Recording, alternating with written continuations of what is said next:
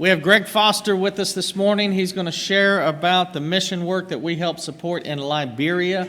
And there's a wonderful history of our connection to that work there. And so Greg will bring you up to date on that. And we love having him come because Greg has the closest working relationship of that mission work there. And so having been there himself, it's wonderful when he comes and gives us an update, and there is a pressing need that they have that he'll explain to us. And when we mention that the silver box is out today, what we mean, if you don't know what that means, it is something we utilize to collect a special funds for this work. And so that's available. We only do that for mission efforts. And so anytime you hear us say silver box, that's just the box that's available. If you want to make a contribution to what's going on in Liberia, you can do that today as you leave. Thank you, Greg. Come on up. So there's actually a history for the silver box.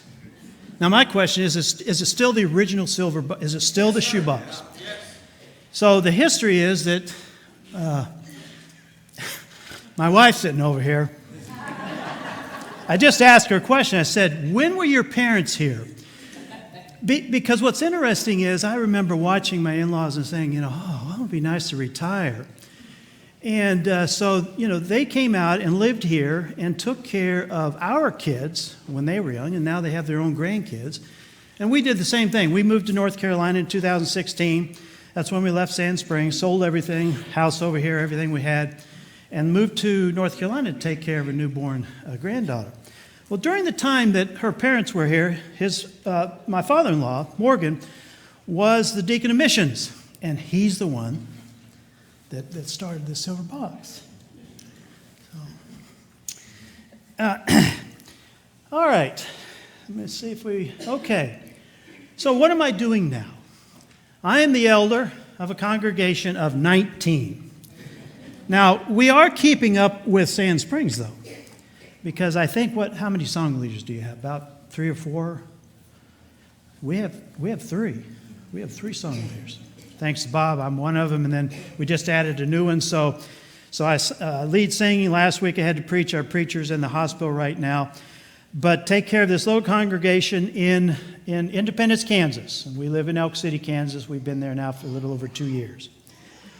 So the theme at our congregation this year has been the Sermon on the Mount. And we've been walking through that. Scene by scene, episode by episode, topic by topic, as Jesus talked on the Mount. And if you remember, one thing he talked about is adultery. And he said that, it's been said that when you're with a woman, that's adultery. But I'm going to say to you that when you look upon a woman with lust, that's adultery. He also said, it's been said that if you're angry with a person that physically, then that's bad. But I say to you, even if you feel anger in your heart, then that's bad. So what was Jesus trying to do? He was trying to shift the law from visual things to things of the heart, so that people truly felt things in their heart. Now, so this is Matthew 6, and so this is where Jesus talks about treasures. And I don't know if I knew this, but there's more mention of our wealth and treasures in the New Testament than there is about faith and other spiritual things. It's kind of interesting. And so we've been thinking about that because how you handle your money is an indication of how you are as a Christian. I think it's a good barometer of your spiritual life. So it says here, don't store up treasures here on earth where moths eat them and rust destroys them, and where thieves break in and steal. Store your treasures in heaven where moths and rust cannot destroy, and thieves do not break in and steal. Wherever your treasure is, there the desires of your heart will also be. Now, he transitions, and this was what I talked about last week during the sermon, but he transitions, and he does this a lot in the Sermon on the Mount. Your eye is like a lamp that provides light for your body. When your eye is healthy, Other versions say single, your whole body is filled with light. But when your eye is unhealthy, that is, sinful, your whole body is filled with darkness. And if the light you think you have is actually darkness, how deep that darkness is. Now, this is about self-deception. Well, one mode of self-deception is, I give a lot of money to the church. But what's the heart saying? What is your heart saying? No one can serve two masters, for you will hate one and love the other. You will be devoted to one and despise the other. You cannot serve God and be enslaved to money. 1 John 3:17, if someone has enough money to live well and sees a brother or sister in need but shows no compassion, how can God's love be in that person? And finally, Galatians 6:9. So let's not get tired of doing what is good. At just the right time, we will reap a harvest of blessing if we don't give up. Another version says, and let us not grow weary while doing good, for in due season we shall reap if we do not lose heart. Well, what's all this got to do with mission work in Africa? It's because I'm preaching to myself. I send a lot of money to Africa, but sometimes my heart is not right. For instance, let me get into the pictures here, and I'll show you a couple of cases. So this is where we work. So Western Africa, and I hope I get this not out of slideshow, and you might have to drop it out and turn the slideshow off. Okay, yeah, if you would, drop it out and turn off the slideshow mode. Okay, good. All right, so, well, not sure here.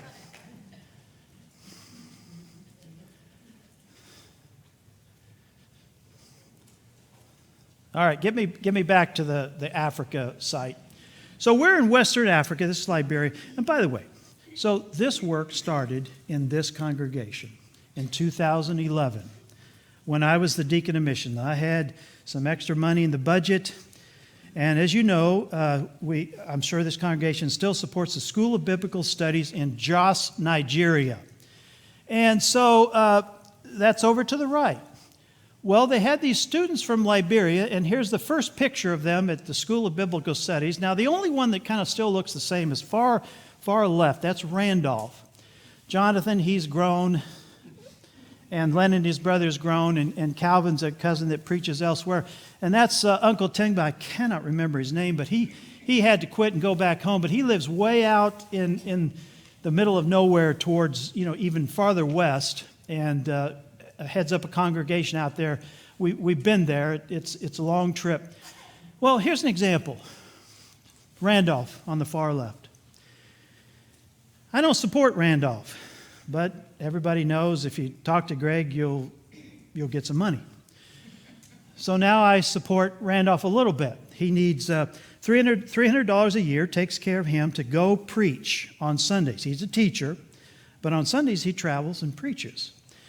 But sometimes I feel resentment when he asks for money. Recently was just $60 to renew the registration on his vehicle. And I'm getting upset. So you see, I'm preaching to myself today. I need to work on my heart. And that's difficult to do. I'm not sure how to go about doing that. But at least I'm aware that needs to change. But Randolph's a great guy, great preacher. So these were the students when they were at School of Biblical Studies in Jos, Nigeria. Is Connie here today? No, Connie's not here. So Connie's parents kind of helped. Their son was actually responsible for the person that kind of started that school in Nigeria, and now it's been there almost 40 years. And it's the best thing that's ever happened in Africa. The best thing we ever did in Africa is to go and build Bible colleges. Because we talk, everybody calls me a missionary. I'm not a missionary. I don't have to be a missionary. We just need to provide money to put students through school so that when they graduate, they go back to their own countries in Africa and they become preachers. In fact, there's another Bible college down near the capital that's supported by the Robertson family. And I was there on a graduation and did some speaking. And so one of those graduates went back to Sierra Leone recently. This is in the last few weeks. And in one campaign, started a congregation of 38 people, just like that, instant in the middle of nowhere, all because we've supported Bible colleges in Africa. Don't need missionaries. We got in-country preachers. So Jonathan's goal right now is to, before he retires, and he's just in his 30s, is to plant a congregation in every county in Liberia. And he's getting close already. Okay, so I went to the graduation of the students there in 2015 in Nigeria, and then they immediately went back to Nigeria and started church. So in no time, they had, I think this was around 110 members. And this is the old building. It's up the hill where the complex is now. And I remember we started this building, $600 a month rent, and the owner got jealous, didn't like it, kicked us out, so we had to go. We went and built our own building. Well, the building's still sitting there, not used. It's falling apart. The paint, the pink paint is still there. The Church of Christ sign is still there. But this is where it all started. When they graduated in May of 2015, they went back and started this congregation. It's probably 200 members now. So this is what's going on right now. So additional classrooms have been completed. A radio station was purchased. Now, this was purchased by Larry Murdoch of Voice of Truth International, and it broadcasts 24-hour Christian news, commentary, and all Christian. There's a tract printing shop that was paid for by World Evangelism down in Alabama. That's been set up printing tracts for the surrounding countries, and probably will, in no time, print for a lot of people. We just finished refurbishing the campus, the main building, which, it's like a lot of international, you go to they built something new and they never keep it up. And so I said, no, we're not going to do that. We're going to get our building back up. And now it's, nice and remodeled. The money that comes from today is going to do the last requirement for the school. You see, the school has been very successful. And so successful that, I don't know, it just causes people to act in a certain way. And so the Board of Education, the government Board of Education, is coming and well, first of all, we had to build a fence. Fence is done. The bathroom for the kids is done. And this is the last thing. And recently they came and Jonathan, he didn't do very well with this one. He does pretty good, but he sent them packing. After 2 hours of talking about this, they wanted to shut the school down because we have no playground. So that's what we're going to do with anything that you give today. And that will take care of the Board of Education. Now, not only will the 2,500 get us started, but it's going to level the land. Because what are we going to do? Jonathan wants more classrooms. Because right now the younger grades meet in the auditorium.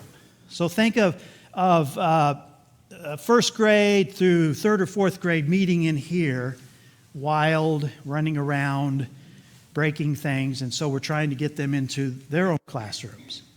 And then finally, after 4 years, the preacher's house is just a couple weeks from being completed. So this is the kind of the entrance to the main academy, Church of Christ Academy. It's a tuition-free school that the kids do not pay to go to, and that's why there's over 500 kids registered for this school. Every other school in the area charges tuition, so they have to pay to come. Our school, they do not. So here is the compound as it was in 2021, which is the last time I went, and I hope to go this year in October. I need to go. I haven't been since 2021 when I took these pictures. So this was an aerial view of the campus. So I'm going to kind of go through and update here. But this is the 4-classroom building that was built. You can see the fence was being installed at this time. So it's done. And on the right here, which is kind of interesting, see, Jonathan doesn't tell me everything. And he keeps what you call the small. That's saying small amounts of money, okay? If he can cut a deal with a builder and save a little bit of money, he puts it in his pocket. Well, this is what he did with it. He built this, and it's been sitting there forever. It was started, well, it finally finished it, and I'm so happy because there is no shade at that building. And I'm going to pull up a chair, and I'm going to sit inside there in the shade. But it's where the kids can come and gather, so that's what he uses the extra money for. So very, very nice. And that's Marshall in the white shirt. That's the main preacher of the congregation. Jonathan's not the preacher. He's just the head of the team. Okay, so that's kind of looking across. So here's a fence. And, of course, the fence is built to keep kids safe. It's been a bad month for them in Liberia because Jonathan's uncle, who runs another school just up the road, he got hit in an accident. He was injured. And then Harriet, who is actually Jonathan's little sister, but he's kind of her father, she's running and fell and broke her hand in the fence. I said, well, that's not keeping kids safe. So she's recovering, and then one of the teachers just got hit. So we're dealing with some medical issues right now. All right, this is 5 classrooms and a teacher room, computer lab. I don't know how they're going to split it up, but it's being used right now as classrooms. And so this was back in 2021, and this is what it looks like today. So completely finished, and so more classrooms. Not why they didn't put little kids out there and put the big kids in, I'm not sure, but so we're trying to do this. Build the more classrooms out in this field that you'll see shortly. So that's from the end. And the new restroom being built. And of course, just for your information, so everything is built, the foundation is cement. But the bricks, the other bricks that you see, the brown, those are all made out of mud. They just churn up the ground. I mean, the dirt right there, you could churn that up, add water to it, put it in a brick mold, and you'd have mud bricks. And that's what the walls are built of. I don't know how the roofs stay together. Ted, you need to go over there and teach them how to build a roof. I've tried to take screws, at least screws, but no, they like to use nails and hammers, and they just keep hammering that nail into that hard wood until it bends, and then they're done. So the restroom is right here. That's the location of the restroom. So this is where the playground's going to be. So back behind everything is an empty field, and we've kind of started things out there before. But this is the area that when it's leveled, the classrooms are going to be off where those high bushes are, and then the playground's going to be in the lower part. And that's me there struggling to play soccer in 2021. That was kind of rough. But this is where the playground is going to be. And what's funny is Jonathan says, well, I'm going to have a teeter-totter. I said, Jonathan, you can't have 200 kids waiting in line on one teeter-totter. I said, you got to have more. So we're going to try to get more out there. And they do tetherball, but they have some name for it. Okay, so this is the new entrance. That was just new. They put up this new entry sign, and they put the name of the student council on there. But this is where the building came from. Groundbreaking was in 2016. And because of this congregation, this building was completed. I couldn't have done this.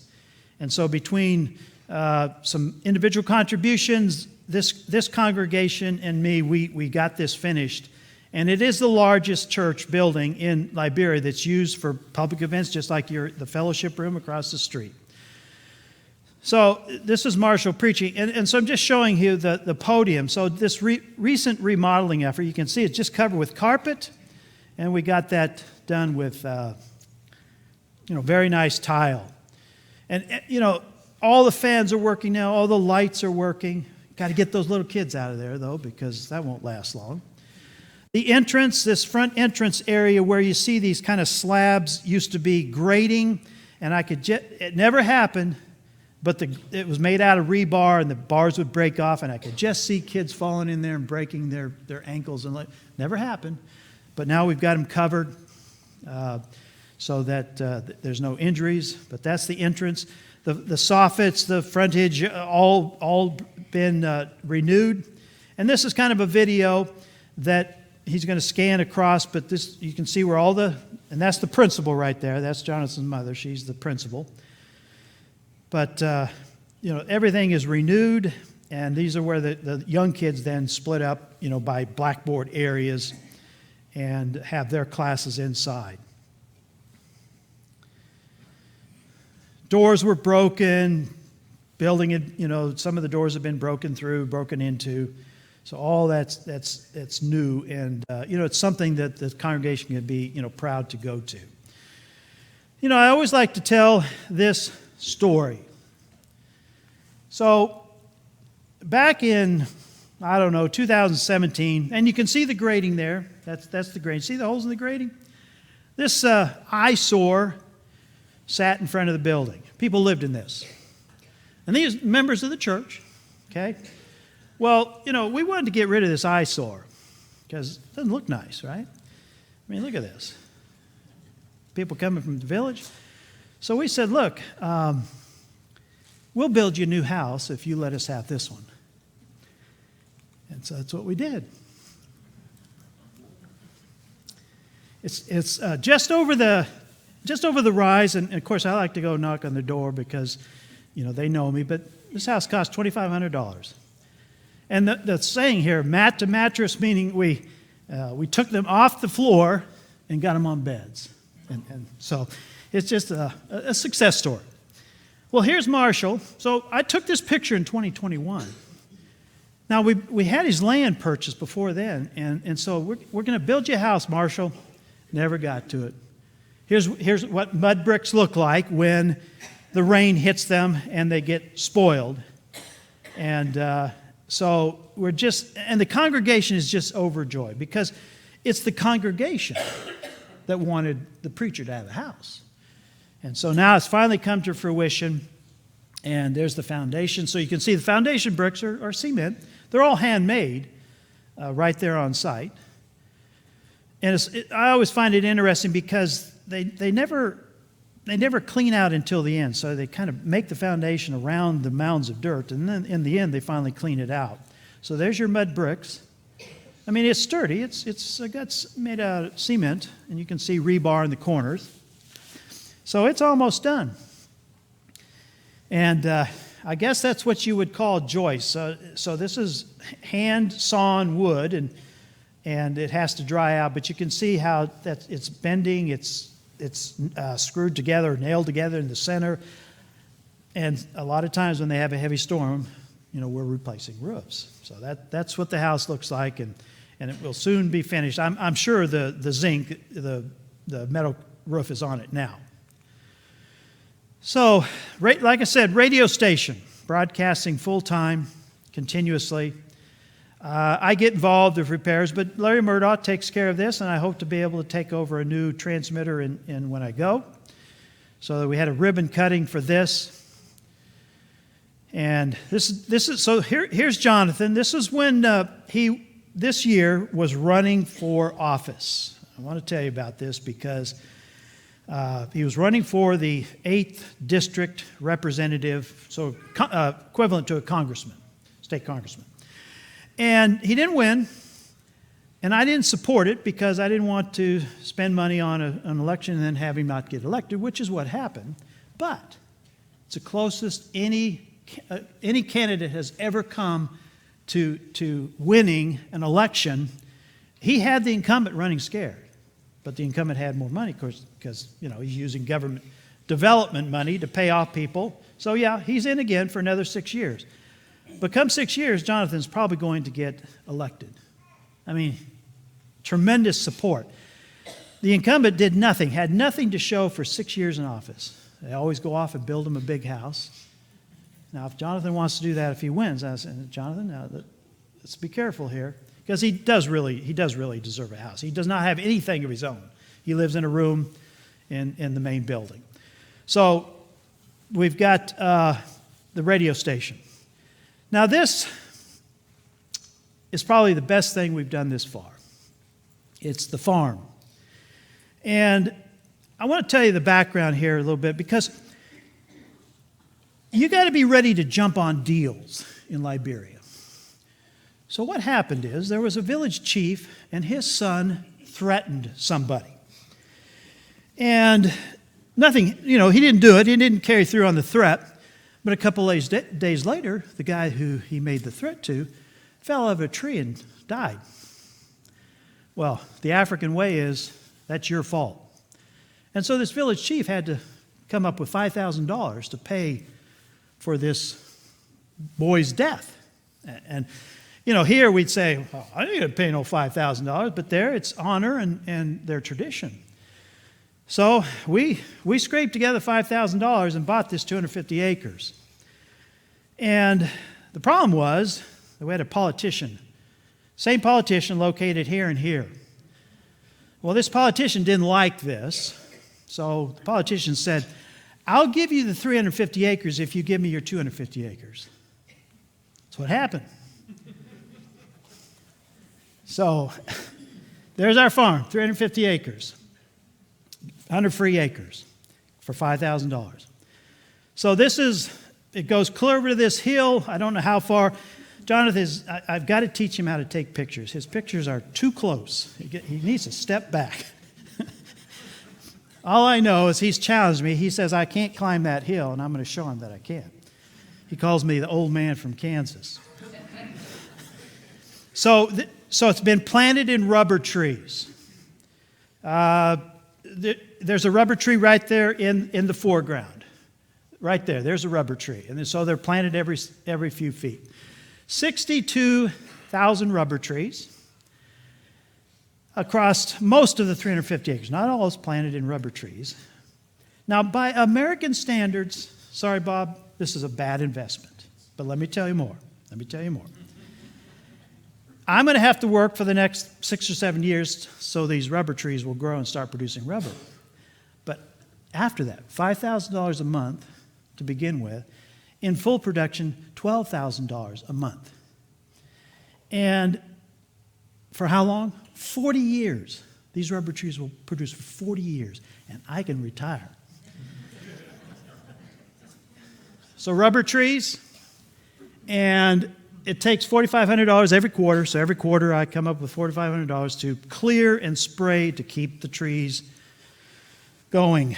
Some of them get eaten. We have to replace them, but eventually they're going to be looking like this.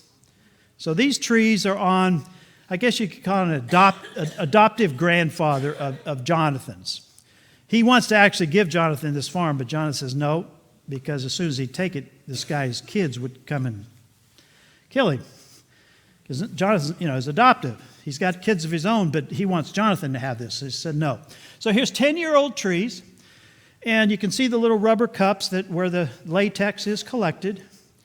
And this is what it looks like. You shave the tree. I don't know how often you have to do a little shaving, but the rubber runs down into a little plastic cup, and then that's collected, brought to a central area. There's a chemical that's put on it, and then the trucks come around to collect the rubber. Now, that is a problem for us because at some point in time, a road has to be built. They're not going to come and get our rubber unless we have a road, and that's going to cost $15,000. Jonathan came the other day and says, hey, we got a chance here. The yellow machines are in the area. Can we build this road? I said, Jonathan, sorry, can't build a road right now. But it's got to be there if we're going to sell the rubber. But this is what it looks like. So the future. Now, what you've seen, it started in 2016 and continues to grow. So they've started a village at the farm. I can't remember the African name, but it means hope. It's hope for the future. The nice thing about a village is when you start a village, the government will pay for the town hall. So a town hall is being built right now by the government. And then we've got a plan to build buildings and houses because those are people that are going to work on the farm. So you can see how this expands and people are helped. Mentioned the congregation in every county. There was another 4 acres that was a good deal, so we purchased this 4 acres a long time ago. And there's somebody out here in the Brotherhood that goes and builds Bible colleges. And I need to get a hold of them because that's perfect location for a Bible college. And then in 6 years, Jonathan becoming District 8. That means so much because they pay their politicians a lot of money. And they also give them development funds. So he'll be able to go and develop, truly use that money for development. Now the important thing, here's the important thing. He'll be the first Christian politician ever. And he hopes to be the start of that as a pattern. And I think he will, in fact, do a good job in representing the country. So that's what's happening in Liberia. But that's not the only work that I do. I'll just give you a quick update. But when I went to Nigeria in 2015, I met Justice. And Justice, he's just a unique guy, and we connected. And so I've known him ever since. I support him on a monthly basis. And he is a representative of the church that goes out and works with area congregations, okay? You wouldn't believe how many congregations there are of the church in this area. And if you know what's going on in Nigeria right now, daily Christians are being killed by Muslims. And Church of Christ congregations and families and preachers are being displaced, and they're coming into larger cities. And so Justice just kind of completed a study of all the preachers affected by this, and we're trying to reach out and find some organizations that might be able to provide some funds to support these preachers until they can get back on their feet. So Justice does this full time. He works with a team called the Church of Christ Christian Outreach Team. You can find them on Facebook. So they go out and do various things. When I have the money we can budget, one time we did a medical mission. So they rented some medical students, brought them out, had a day of evangelism and helping with basic needs. And so he's done that. And then also he goes out and he preaches for area congregations. And when we can, we repair floors, repair roofs, get chairs for congregations in the area. But there's just a lot of congregations. I think he went out and interviewed, I want to say, 30 preachers in just that area, with congregations all larger than, Independence, Kansas. So this is what Justice does, and I support him in that work. And then, we kind of started this annual tradition. It's inexpensive, doesn't cost too much, but it brings together the area congregations for a soccer tournament, connects them. It publicizes the Church of Christ Christian Outreach Team and what they do, so that it's just worked out really good. So I'm also working there in Nigeria. All right, so that's kind of an update. Now, if you're joining for lunch, I've got some more. I'll put on a slideshow over there. I didn't get to talk about culture and food and all that, but you can come over and see pictures of all the stuff I've eaten, like chicken and rice. That's the staple.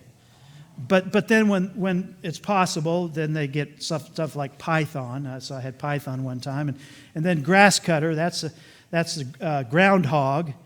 It's all called bushmeat.